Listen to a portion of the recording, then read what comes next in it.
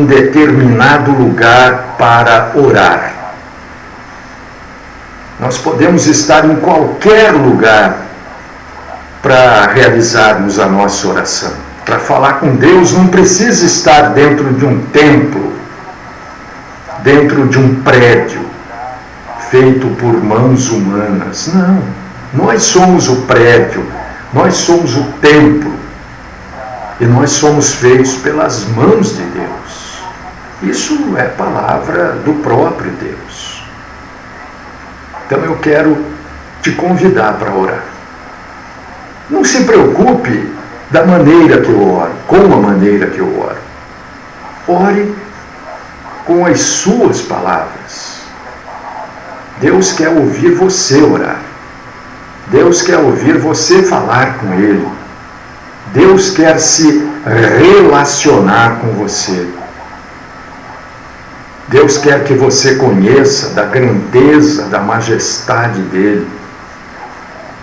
E não é fazendo coisas para você, não é realizando os seus pedidos como se nós fôssemos criancinhas mimadas, que o papai e a mamãe têm que fazer tudo que a criança quer. Senão, a criancinha mimada se joga no chão, fica esperneando e chorando. Não é assim. Porque a própria palavra diz que nós não podemos ser, ou não devemos ser, meninos na fé, crianças na fé. Então vamos orar, primeiro com o tremor de Deus no coração, sabendo que você está falando com Deus. Um Deus, claro, é misericordioso, sem dúvida. Usou da sua misericórdia para que cada um de nós pudesse ser salvo através do nosso Senhor Jesus Cristo. Mas não vamos nos esquecer que Deus, além de ser amor, misericórdia, compaixão, Deus é justiça. E Ele não adapta a justiça dEle às nossas necessidades. Nós é que temos que seguir Deus, não é Deus que tem que nos seguir. Esse é o princípio do entendimento das coisas santas. Nós seguimos a Deus, não é Deus que nos segue. Senhor, Deus e Pai Todo-Poderoso, maravilhoso Senhor da glória, recebe-nos na Tua presença. Ajuda-nos, Senhor, a sermos santos, justos, como o Senhor é. O Senhor conhece a nossa fraqueza, o Senhor sabe do que nós somos feitos, porque o Senhor nos fez. O Senhor não nos fez fracos, débeis, não. Nós nos tornamos assim pelo pecado. Então eu peço, Senhor, nesta manhã, que o Senhor nos dê a graça de falarmos de maneira que as pessoas entendam. É claro que haverão pessoas que não irão entender.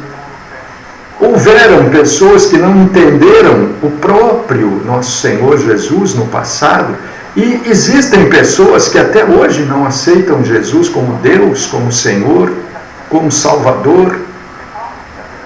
Mas ajuda-nos a sermos claros. Leva, Senhor, a todos aqueles que estão nos ouvindo pelo rádio, aqueles que estão nos acompanhando pela internet, pelo celular, a pelo menos marcarem as referências e depois consultarem a Bíblia. Aqueles que puderem consultar na hora, que o façam, Senhor. Fala conosco, Pai. Queremos aprender, queremos crescer na graça e no conhecimento do Senhor.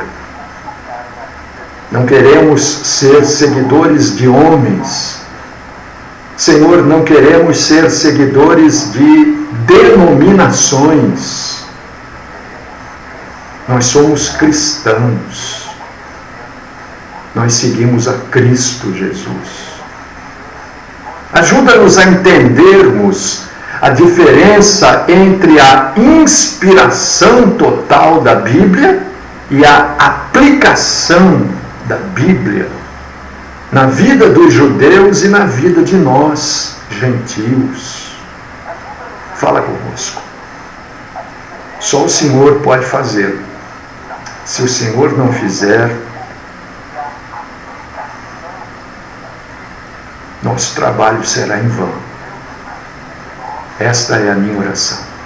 Este é o meu pedido, esta é a minha súplica nesta manhã. No nome do nosso Senhor Jesus Cristo. Amém.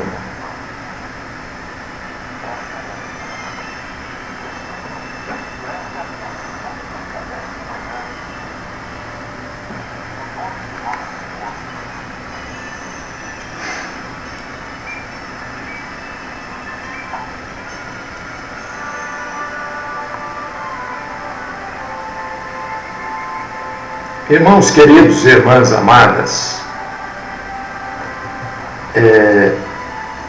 eu reparo todos os questionamentos que são apresentados, absolutamente tudo, né? E um irmão denominacional, eu sei que ele é de uma determinada denominação, ele disse que, em função daquilo que eu falei, que nós seguimos a Cristo, nós seguimos o Novo Testamento, né? Não seguimos Daniel, Jeremias, Oséias, Miqueias. Ele falou que eu estava errado porque toda a Bíblia é inspirada por Deus. E como ele, talvez algumas outras tantas, muitas pessoas pensem desta forma. Quando eu digo que nós seguimos Jesus e não os profetas do Antigo Testamento, eu digo porque, na minha cabeça, isso é extremamente claro. Nós somos cristãos. Eu não estou negando aqui a inspiração da Bíblia. É claro que toda a Bíblia é inspirada por Deus, de Gênesis a Malaquias e de Mateus a Apocalipse. Só que a aplicação desta Bíblia, toda inspirada por Deus, ela é diferente, né? Nós não fazemos sacrifícios como os judeus estão esperando para fazer, porque nós cremos que Cristo fez o sacrifício supremo. Nós não estamos esperando um bezerro vermelho. Nós não estamos esperando a construção de um templo para voltar a sacrificar. Porque nós entendemos que Cristo é o Cordeiro Santo de Deus. A Bíblia toda é inspirada. Mas nós não seguimos os rituais, os cerimoniais do Velho Testamento. Seguimos. O Velho Testamento diz que os homossexuais devem ser mortos. Só buscar lá, você vai encontrar. O Velho Testamento diz que a mulher adúltera deve ser apedrejada. Não diz. Mas nós fazemos isso. A Bíblia é inspirada, claro que é. Foi Deus que inspirou cada letra, cada frase, cada ponto, cada vírgula. Mas a aplicação para nós cristãos é diferente. É óbvio. É claro para mim isso. Então eu digo, e talvez algumas pessoas não consigam entender, a Bíblia é inspirada de Gênesis a Apocalipse. Mas a aplicação dela é diferente. para os cristãos e para o povo do judaísmo. O cristianismo começa em Mateus e ali termina o judaísmo. Mas nós vamos ver no Novo Testamento Jesus se referindo ao judaísmo. Tá? Eu não me furto de maneira nenhuma em esclarecer as pessoas, né? Nós temos até uma programação de sexta-feira que é esclarecedora, para tirar dúvidas. E nós temos um grupo no WhatsApp que eu tiro dúvidas o dia todo, toda hora. Agora, com um pouco mais, assim, demora um pouco mais porque eu estou com um trabalho secular à tarde, né? Então demora um pouco mais, mas eu faço do mesmo jeito. Não tenho, eu creio, posso ter bobeado, mas não tem ninguém que pergunta e não receba a resposta, né? Era isso que eu queria dizer a princípio. A Bíblia toda é inspirada, ninguém está negando a inspiração da Bíblia, só que a aplicação da Bíblia para os judeus que vivem até hoje do judaísmo, no judaísmo, é diferente da aplicação da Bíblia para os cristãos. O judeu não tem o Novo Testamento, enquanto que nós temos o Velho Testamento também. Eu achei que todo mundo entendesse isso, né? Mas me parece que algumas pessoas não entendem e o nosso dever cristão é explicar. Agora, eu não posso obrigar ninguém a concordar. Eu explico, né? De Malaquias para trás se refere à vinda de Cristo, anuncia a vinda do Messias. E é uma religião chamada judaísmo. Da onde nasceu o cristianismo? Por que o cristianismo nasceu do judaísmo? Porque Jesus era judeu. Jesus era do judaísmo. Entendeu? Jesus era do judaísmo. É só, a gente precisa às vezes ler um pouco mais, estudar um pouco mais, né? Porque estudar a Bíblia, irmão, irmã, não tem fim.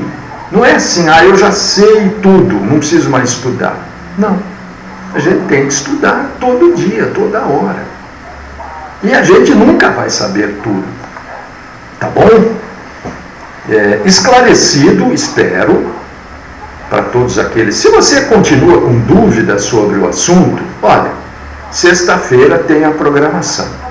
Eu tenho um e-mail, pastormariofilho@bol.com.br. Respondo. Nós temos um grupo no WhatsApp de perguntas e respostas. As pessoas ficam o dia inteiro perguntando. Às vezes estão lendo a Bíblia, surge uma dúvida, perguntam. Eu respondo a todo mundo. Só precisa ter um pouco de paciência às vezes, porque agora o meu tempo diminuiu, né? Vamos lá.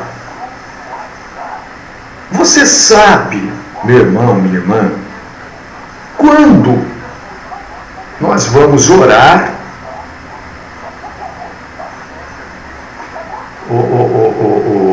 irmão, judaísmo é uma religião? Sim. Uma religião de quem?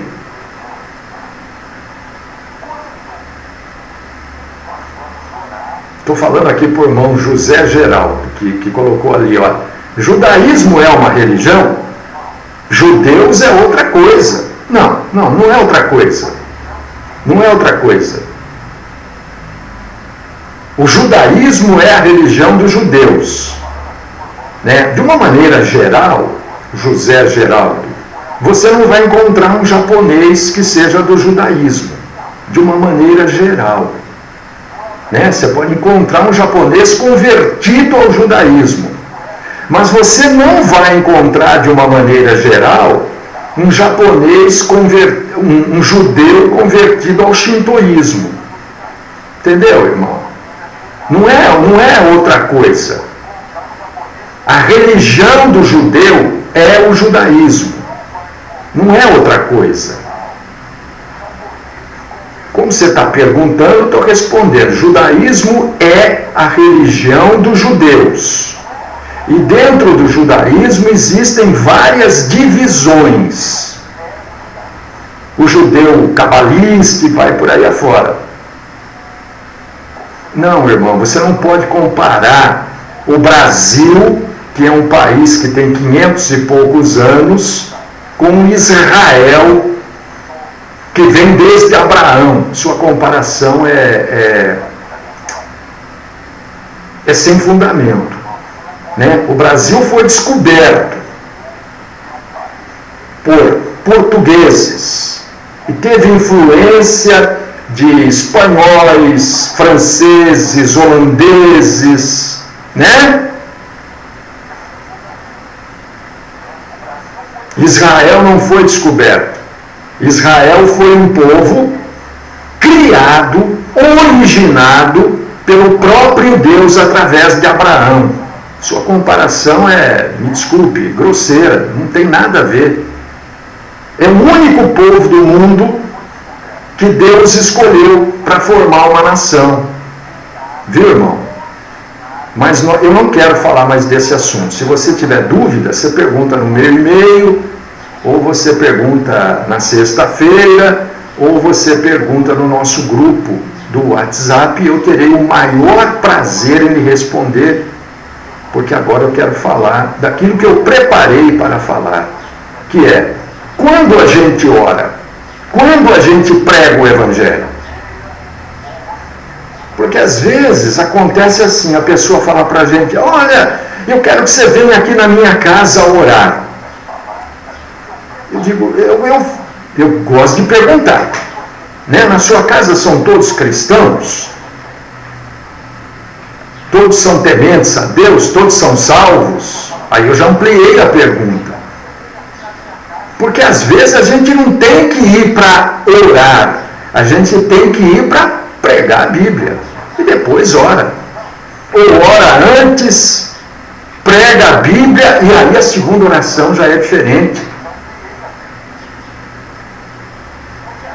Porque as pessoas gostam, né? Quando tem problema na vida, pedir para o outro, olha, tem aquele pastor, olha, tem aquele crente lá, vamos pedir para ele orar. Olha, aqui em casa está uma bagunça. Vamos chamar aquele lá que é crente para vir orar aqui. Tem muito disso. É o diabo, vamos chamar aquele irmão lá para vir expulsar. Calma, espera aí. Espera um pouco. Não adianta expulsar o demônio. Tem que pregar o Evangelho. Porque se você simplesmente manda o demônio embora, e quando ele existe, né? Quando ele existe naquela situação, não estou dizendo que o demônio não exista, eu estou dizendo naquela situação, que a gente tem que explicar aqui, né? E não prega o Evangelho, não resolveu nada. Não era isso que os apóstolos faziam, e nem que Jesus fazia. Então não é isso que a gente pode fazer. A gente não pode pegar uma passagem da Bíblia, por exemplo, muito pode a oração do justo. Claro que pode, mas todo mundo é justo. Todo mundo que ora é justo. O católico ora, ou reza. O espírita ora ou reza. O pessoal do candomblé, o pessoal da seita Honoré, os budistas, toda a religião, o povo ora ou reza, mas são justos perante Deus. Por causa disso que a Bíblia não diz muito pode a oração, ela acrescenta do justo. Do justo. E a maioria das pessoas, ouça primeiro o que eu estou falando, né? Porque às vezes eu vou responder sua pergunta durante a falação toda. Então ouça. Para a maioria de nós, de uma maneira geral, orar é mais ou menos assim, ó. Olha, Senhor, eu peço que o Senhor providencie um emprego para o meu amigo. Olha, Senhor, aquela pessoa mora tão longe, ela precisa de um transporte. Senhor, essa pessoa está doente, ela precisa de saúde. Olha, Senhor, a gente mora num bairro tão ruim, aqui tão terrível, nós precisamos de segurança. Senhor, o casamento está desmoronando aqui, a gente precisa que o Senhor restaure este casamento, este relacionamento. Não estou dizendo que é errado orar assim. Eu não estou dizendo que é errado. Eu estou mostrando para você as coisas da Bíblia e as coisas que a gente faz. Entenda isso. A Bíblia diz até, a Bíblia nos encoraja até a orar por tudo isso e acalmar as ansiedades dos corações. Isso faz parte da Bíblia. Ninguém está dizendo, olha, não pode orar o pastor. Não falei nada. Eu estou ampliando o seu entendimento. Olha Filipenses capítulo 4, versículo 6. Não andeis ansiosos de coisa alguma. Em tudo, porém, sejam conhecidas diante de Deus as vossas petições, pela oração e pela súplica com ações de graça. Não está proibido. Não. Você entende? Não é proibir. É que nós temos que ampliar. Nós temos que ir fundo nas coisas santas. Podemos pedir, claro. É correto orar pela saúde? É claro que é. Ninguém está dizendo que não é. Ninguém falou, olha, não pode. Eu não estou, pastor Mário, eu nunca falei que não pode orar pela saúde. João, 3 João, capítulo 1, versículo 2 fala. Eu estou dizendo para nós mergulharmos mais fundo. Por quê? Porque aí você precisa ler a Bíblia. Porque lendo a Bíblia, você vai ver que a grande maioria das orações registradas, e são as orações inspiradas por Deus, aquelas que estão registradas na Bíblia. Elas são de outro tipo. E quando você lê a Bíblia, você fala, mas então, se Deus é o inspirador da Bíblia, Ele é o inspirador de tudo aquilo que está escrito na Bíblia. E a grande maioria das orações registradas na Bíblia não é por saúde, não é por emprego, não é por essas coisas do dia a dia. Quando o nosso Senhor Jesus Cristo orava pelos outros, Ele orava pela fé das pessoas. Você vai encontrar isso em Lucas capítulo 22, versículo 32. Ó. Vamos abrir a Bíblia? Eu quero que você vá fundo, não adianta você ficar aí na superfície das coisas santas. Porque se você não vai entender determinadas passagens da Bíblia. Lucas 22, 32. É Jesus orando, ó. Eu, porém, Jesus orando pela fé da pessoa. Eu, porém, roguei por ti, para que a tua fé não desfaleça. Tu, pois, quando te converteres, fortalece os teus irmãos. Isso precisa ser entendido, precisa ser lido. Jesus não falou, olha aqui, Pedro, quando você se converter, vai lá e ora pela cura. Você está entendendo? Não é errado orar pela cura, mas a base, o fundamento da oração está aqui, é pela fé. É pela fé. Não, se você não tiver fé, a minha fé é suficiente para te curar. Mentira. Está falando bobagem. Não está falando o que está na Bíblia. Porque você pode ter uma fé enorme para curar a pessoa, mas a vontade de Deus é soberana sobre a sua fé. Ou não? Jesus orou pela unidade. João 17, opa, para cá. João, unidade. 17:11, né? Olha aqui. Já não estou no mundo, mas eles continuam no mundo, ao passo que eu vou para junto de ti. Pai Santo, guarda-os em teu nome, que me deste, para que eles sejam um, assim como nós. Jesus é um só com o Pai. Jesus é o próprio Deus. E Ele quer que nós sejamos um com os outros. Nós não somos. Nós não somos. Às vezes um zomba do outro sobre as coisas santas. Não concorda. Por que não concorda?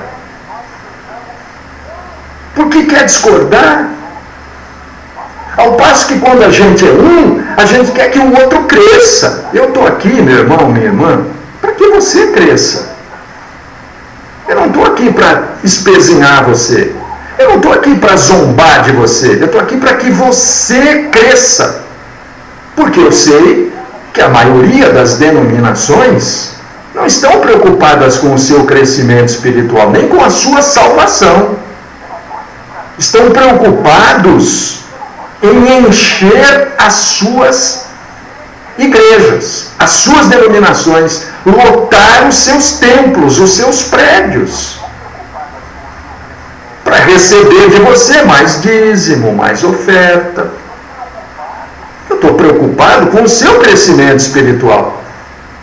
E isso é tão novidade para a grande maioria, que a grande maioria não entende. Eu não estou dizendo que você não pode orar pedindo. Não estou dizendo. Em lugar nenhum eu falei isso.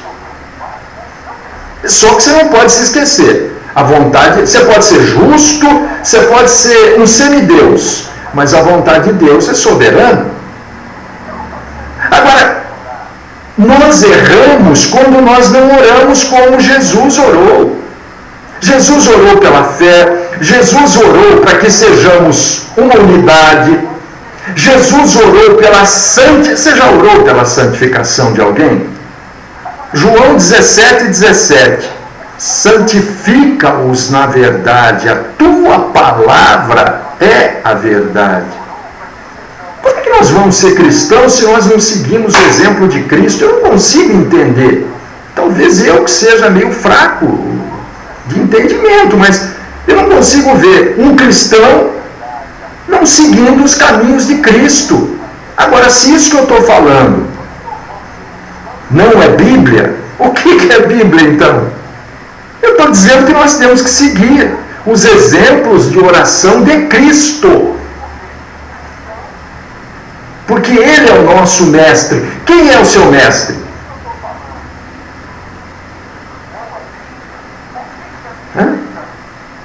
É Oséias que é o seu mestre? É Moisés que é seu mestre? Não. Nosso mestre é Jesus. É Ele que é o nosso mestre. É dele que nós aprendemos. Você está entendendo a diferença? Irmão José Geraldo, o mestre dos judeus não é Jesus, enquanto que o nosso mestre é Jesus. Quem é o mestre dos judeus?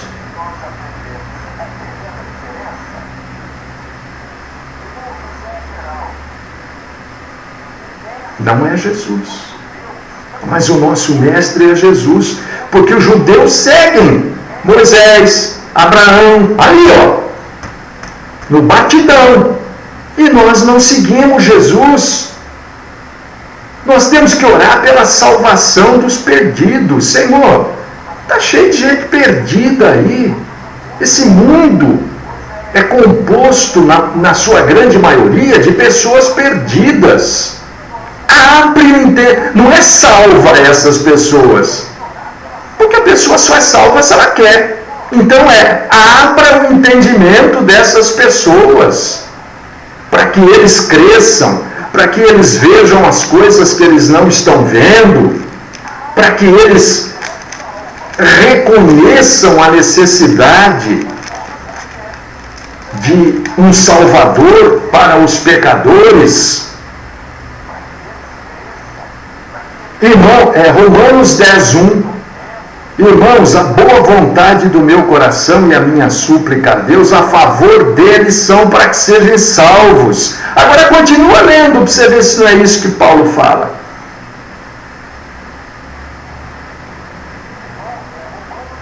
Entendeu?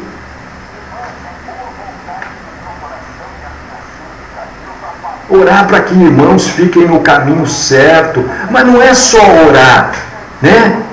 Como está lá em 2 Coríntios 13:7. É pregar o caminho certo. Olha, gente, a coisa é assim. Ah, mas eu aprendi lá na minha igreja. Mas não importa. O que vale é a Bíblia. Nós temos que ter a mente para entender, aprender, crescer. O que é crescer na graça e no conhecimento do Senhor? É exatamente isso. Né? Continuar tanto aí, poderíamos ficar falando da oração. Poderíamos. Ninguém está dizendo que você não pode orar pedindo cura. Não, claro que pode. Mas não se esqueça de, no final da sua oração, colocar: Senhor, a tua vontade é soberana. Se você não quiser fazer, eu não posso obrigar. Não, lá na minha igreja não ensinam isso. Tudo bem, você quer ficar. A Bíblia ensina. Agora, se você quer ficar do jeito que a sua igreja ensina. E tem situações, existem situações que nós temos que levar o Evangelho. Né? Por exemplo só, me veio na cabeça agora. Nós vamos no enterro. Eu fui convidado para ir no enterro. Ó, pastor, nós estamos aqui no velório, gostaria que o senhor viesse aqui. Eu não vou lá para orar. Eu vou orar para quê no enterro? Para que eu vou orar no enterro? No enterro vai ter pessoas crentes, pessoas não crentes. Os que são crentes já devem entender que a morte faz parte da vida. Se não entende, é porque não são crentes. Então eu tenho que pregar o Evangelho para eles. E aqueles que não são crentes não estão precisando de oração. Estão precisando do quê? Do Evangelho. Porque olha aqui o que diz Romanos capítulo 10, versículo do 14 ao 17. Acompanha comigo. Você pode dizer, não, acompanha comigo. Né? Eu até pedi para não fazer pergunta, porque às vezes durante a pregação a gente responde a pergunta. Romanos 10, do 14 ao 17. Como, pois, invocarão aquele em quem não creram? E como crerão naquele de quem não ouviram falar? E como ouvirão, se não houver quem fale, quem pregue? E como pregarão, se não forem enviados? No enterro eu vou lá orar. Eu vou pregar o Evangelho. Eu vou dizer, olha, esta pessoa aqui está viva.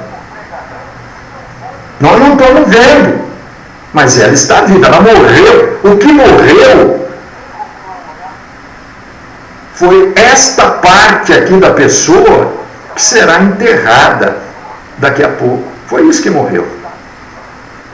Mas isso aqui não é a pessoa, isso é a parte visível da pessoa. Aquilo que nós, humanos, iguais a ela, podíamos ver. Mas a pessoa em si está viva. Você quer coisa mais espetacular do que isso? Existe uma oração melhor do que essa? Dizer que aquela pessoa está viva. Você não está vendo, mas ela está viva. E um dia nós estaremos vendo a ela e ela a nós.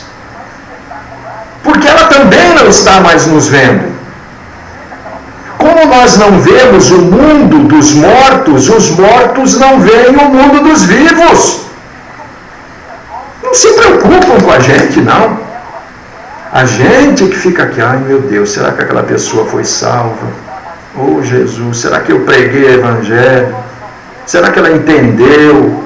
Não é? Mas eles não. Se estiverem salvos, oh, alegria tamanha, que as coisas da terra não têm mais sentido.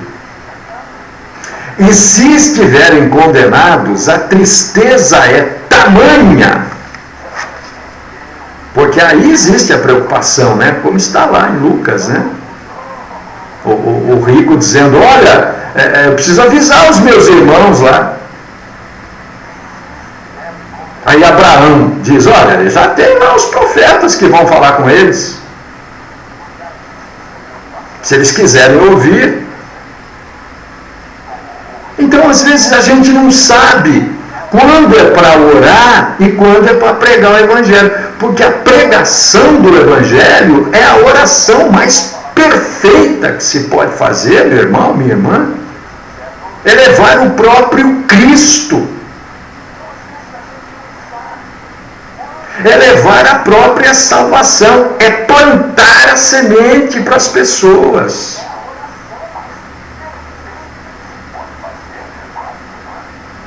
Às vezes orar né? Eu conheci pessoas que faziam orações assim, que mais parecia um negócio filosófico, muito bonita a oração. Às vezes pregar você tem que chamar atenção.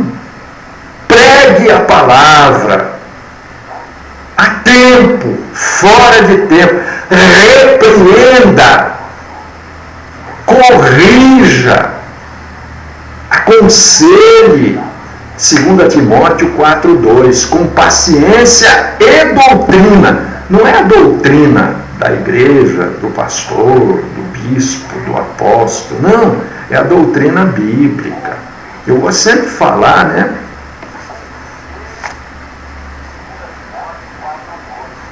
Nós temos que ter esse discernimento.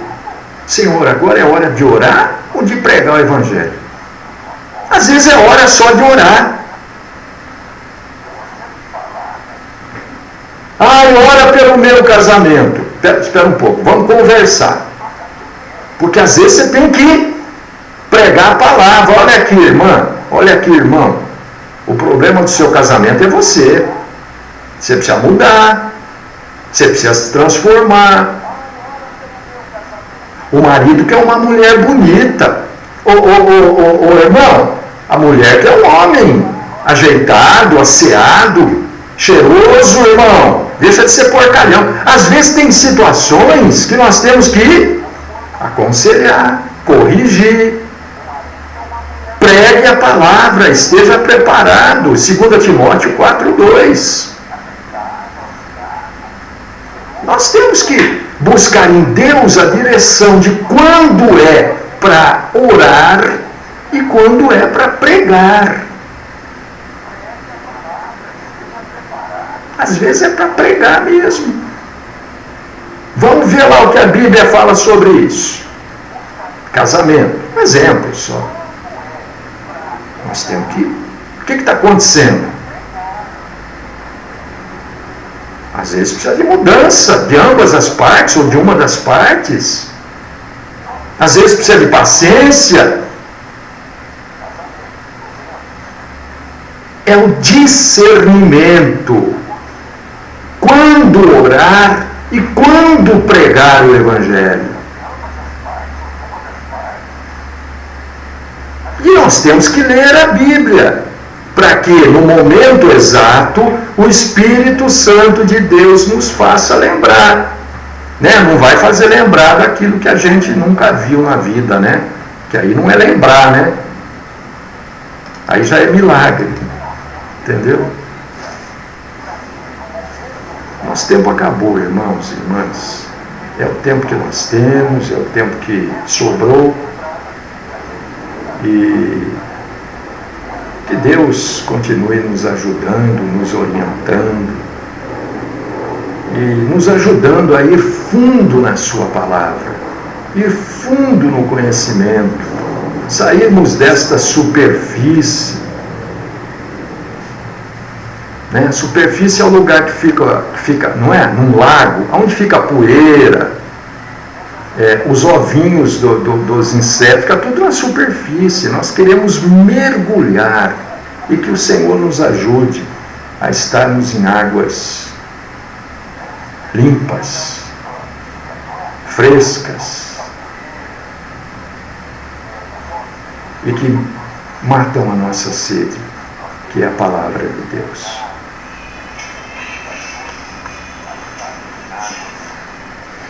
Amado Senhor, querido Deus, nós glorificamos e agradecemos o Senhor. O Senhor é bom. O Senhor todos os dias nos alerta sobre como nós devemos viver para sermos verdadeiros cristãos e não cristãos de nome, né? Cristãos de Bíblia embaixo do braço. Ajuda-nos, ó Pai.